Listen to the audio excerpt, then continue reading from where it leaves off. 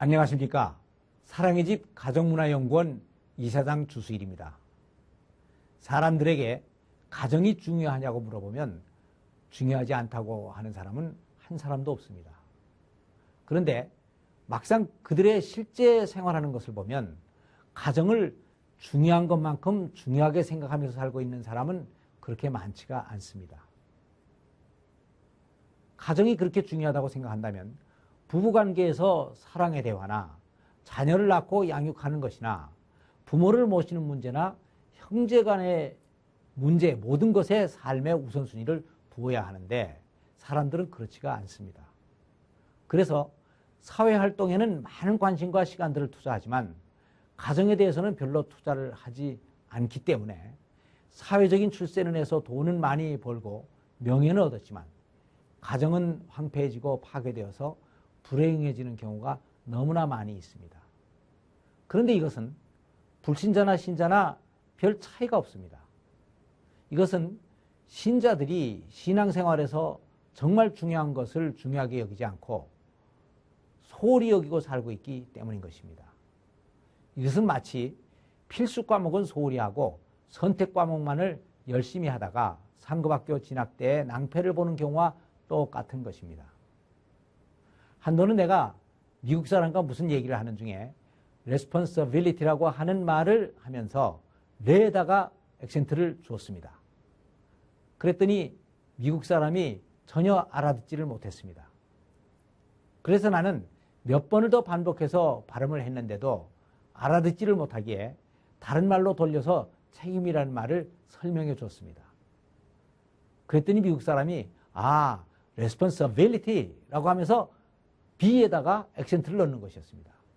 그래서 나는 옛날 고등학교 때 영어 선생님의 말씀이 생각났습니다.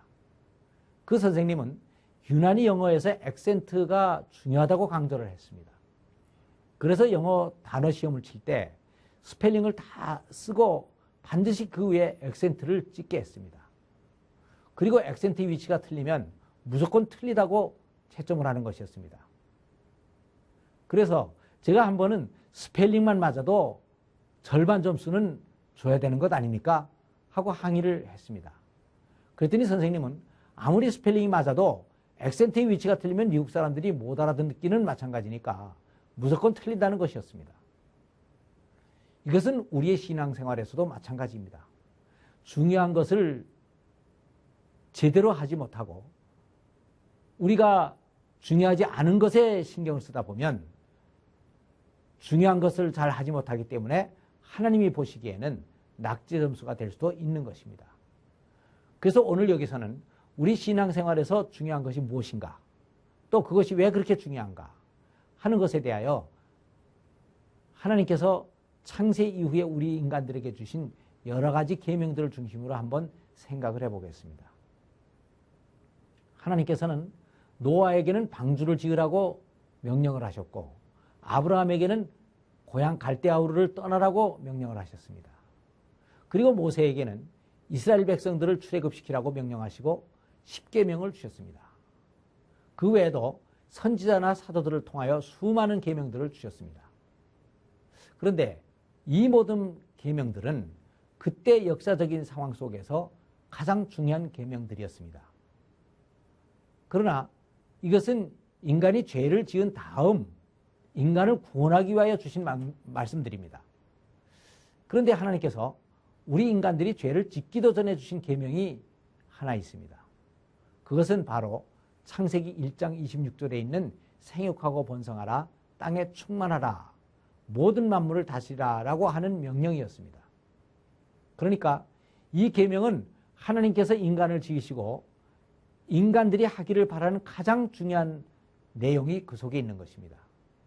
그리고 창세기 2장에 와서는 이 생육하고 번성하라 하는 명령을 구체적으로 다시 분석해서 설명을 하고 있습니다.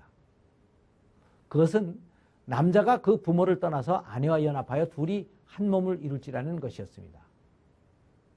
이 말씀은 인간을 우선 결혼을 하여 한 가정을 이루라는 것입니다.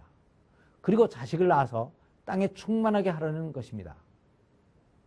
그렇다면 하나님께서는 왜 인간이 그렇게 생육하고 번성하기를 바라셨겠습니까? 그 이유는 인간관계가 배가 되면 식구들의 행복도 배가 되기 때문입니다. 그래서 부모들이 자녀를 낳아서 다 기르고 대학까지 졸업을 시키고 나면 꼭 해야 되는 것이 하나 있습니다. 그것은 바로 결혼을 시켜주는 것입니다. 한 번은 저희 큰 조카의 결혼식에 갔었습니다. 그런데 큰 동서가 아들의 결혼을 다 끝내고 나서는 나에게 이렇게 얘기를 하는 것이었습니다. 아, 이제 나는 죽어도 한이 없어. 그래서 나는 아니 이제 겨우 한갑이 넘었는데 죽어도 한이 없다니 그게 무슨 말씀입니까? 라고 얘기를 했더니 동서는 자식을 셋을 낳아서 다 짝을 지어줬으니까 이제는 부모로서 인생의 숙제를 다 끝낸 것 아니요? 라고 하는 것이었습니다. 그렇습니다. 인간은 세상에 태어나서 본인이 결혼하는 것과 또 자식을 낳고 키워서 결혼을 시키는 것보다 더 큰 일이 없습니다. 그래서 하나님께서는 아담과 하와를 지으시고 그냥 둘이 알아서 잘 살아보라고 하시지를 않고 결혼식까지도 치러주셨습니다. 물론 성경에는 결혼식을 치러주셨다고 직접 설명하지는 않으셨습니다. 그러나 창세기 2장의 말씀을 읽어보면 아담과 하와의 결혼식 장면이 연상되는 것입니다. 하나님께서는 하와를 지으시고 아담에게로 가서 그냥 둘이 같이 잘 살아라 하고 말씀하시질 않으셨습니다. 그러지 않고 하와를 지으시고 아담에게로 이끌어 오셨습니다. 그 장면을 한번 연상해 봅시다. 아담이 서 있고 그 앞으로 하나님께서 하와를 이끌어 오셨습니다. 이것은 바로 결혼식장에서 신랑을 앞에 세워놓고 신부의 아버지가 딸을 데리고 신부 입장을 시키는 장면을 연상하게 합니다. 그랬더니 아담이 신부를 보고 이는 내 뼈 중에 뼈요 살 중에 살이라 라고 고백을 했습니다. 이 고백은 남자가 여자에게 할 수 있는 최고의 찬사이고 사랑의 고백인 것입니다. 그리고 이는 남자로부터 취하였은즉 여자로 칭하리라 라고 고백을 하여서 너는 원래 내 안에 있었으니까 내 옆에서 같이 살아야 한다 하는 것을 강조했습니다. 결국 아담이 혼인서약을 한 것입니다. 그러니까 하나님께서는 이름으로 남자가 그 부모를 떠나 아내와 연합하여 둘이 한 몸을 이룰지로다 라고 하는 주례의 말씀을 하셨고 생육하고 번성하라 땅에 충만하라 라고 하는 축사까지 해주셨던 것입니다. 그러니까 하나님께서는 아담과 하와의 결혼식에서 신부의 아버지와 주례자와 축하객의 역할을 한꺼번에 다 해주신 것입니다. 그런데 이 주례사는 인간이 어떤 가정을 이루고 어떻게 살 것인가 하는 가정제도의 원리와 이 세상에서 무엇이 중요한가 하는 것을 가르쳐준 최초의 계명입니다.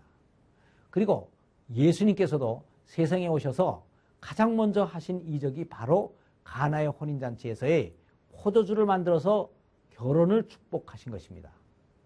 그리고 성경은 아담의 결혼으로 시작하여 예수님과 성도들의 어린 양의 혼인잔치로 끝이 납니다. 그런데 오늘날에는 이상하게도 독신주의자와 동성연애자 또 만원과 임신기피증 등의 풍조들이 늘어가고 있습니다. 그리고 이것은 살인이나 도둑질과는 다른 심각한 범죄가 아니지 않는가 하는 생각을 하고 있는데 이것은 크게 잘못된 것입니다. 왜냐하면 이것은 하나님께서 인간을 지으신 근본 목적을 훼손시키는 일이고 영어에서 액센트를 잘못 찍은 것과 같이 인생에서 가장 중요한 것을 소홀히 하는 일이기 때문입니다. 감사합니다.